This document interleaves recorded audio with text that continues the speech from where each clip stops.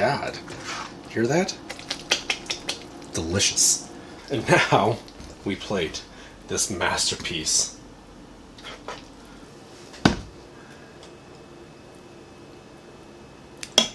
Meant to do that. Okay, now, remember how I said we need to keep just a little bit? Right here.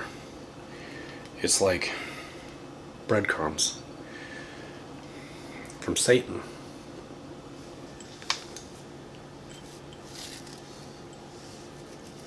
And there we are. Hot Cheeto lime mac and cheese. How can that not be delicious? What? I despise that this is actually tasty. Wow.